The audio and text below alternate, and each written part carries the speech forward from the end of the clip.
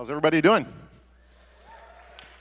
I see a lot of faces, the people that I know.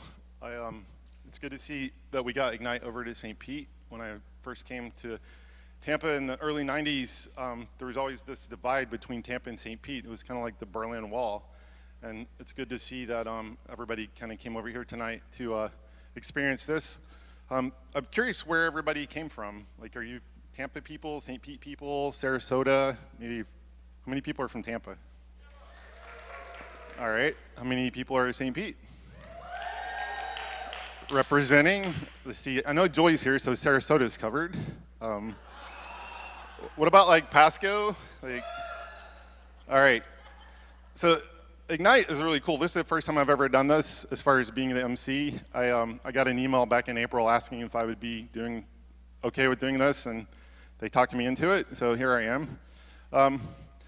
There's about 80 people that applied to speak tonight, and obviously only 20 people got selected, so it's good to see the interest in this type of event. Ignite for me is always about coming and just expanding my mind and like seeing what people are curious about and what they're passionate about, and I'm really excited to hear a lot of the talks. I talked to a lot of the speakers actually into speaking, or at least a few of them I did, so hopefully they won't resent me for that. But a few things I wanted to talk about. I've been involved in the startup scene for pretty much my whole life. I can't really ever get a real job. I worked for a big company one time that acquired a startup, and I lasted about like 6 months, and it didn't work out so well. Just culturally, it wasn't my thing. But in the last few years, I've been working with a company out in California that does a lot of work with large corporations that try to help them like disrupt themselves and create new business opportunities. And they use this methodology called thinking wrong. And I just wanted to take you through it and kind of give you the highlights, because it's really helping big companies think about new business models, ways to create new businesses. If you look at like Airbnb, there's no reason why Marriott couldn't have started that. If you look at Netflix, there's no reason why Blockbuster couldn't have started that. So these are things that, if you're running a big company, you always have to be watching out for the next startup over your shoulder that might be trying to come and eat your lunch. So without further ado, the thinking wrong methodology was invented by a guy named John Billenberg and a couple of partners. They have a consultancy called Future Partners. If you're familiar with design thinking, it's a little bit like that, but it's more expanded. And it's really a problem-solving methodology that helps you come up with new ideas just by thinking differently and thinking wrong, as they call it. So the first part of the process is really to be bold. And I think, it's one of the things, if you're in a job in a corporation and you have to worry about what your boss thinks and what other people think, it's hard to be very bold. And the people that excel in those companies like that are usually pretty good at playing politics and figure out the culture game. But that's one of the things that I like about startups, where you get to create your own culture. But if you're part of a large corporation and you want to try to make a name for yourself or do something more entrepreneurial, it's about being bold.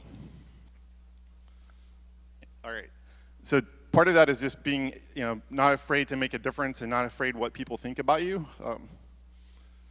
So I don't see Anthony, but anyway, the IR is working again. So the whole thing about it is just being courageous, being idealistic, be challenging, refuse to accept the status quo. If you're working in a large company, you really kind of have to not be afraid, if you want to start new businesses within there, to just not give a shit about what people think about your opinion and just go for it. Trust your gut. So the second part of the process with thinking wrong is to just get out and find inspiration everywhere. Just if you're sitting in your cubicle all day long, you're not out talking to customers, you're not out talking to partners, you're not learning. So just be adventurous, be attentive, be receptive, just get out of the building. And then everything is new. Like, just getting out and getting fresh perspective. Some of the projects I've worked on, we would go up and down the Mission in San Francisco and just talk to homeless people and try to understand like what problems that they were having, or why they were homeless, or what happened. Some of them were corporate refugees. You learn a lot from talking to different people. Also, just not being afraid to just let go. You get stuck, in the rut thinking inside of a company. So just expanding your mind is really important. So be uncensored, be crazy, be prolific. And then stop worrying about being right. It's not about being right. It's about just trusting your gut and just kind of going with it. And then one of the things that I think is really important about this is you just create and you make things and you test it and you learn quickly. working with a team and being collaborative, being ingenious, being simple, that's all a really important part of this. And then as a kid, just like making sculpture out of mashed potatoes, you can learn a lot from that. So, and then making small bets, finding out what works,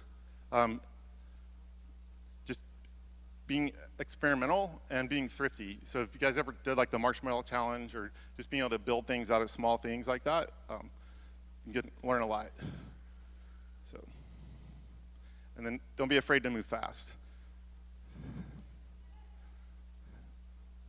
So being open-minded, confident, united. And then one of the things about moving quickly, sometimes you get too caught up in the direction that you're going. Just learn quickly and don't be afraid to gather insights from wherever you can. And that's it. So without further ado, our first speaker. Thanks for coming out, you guys.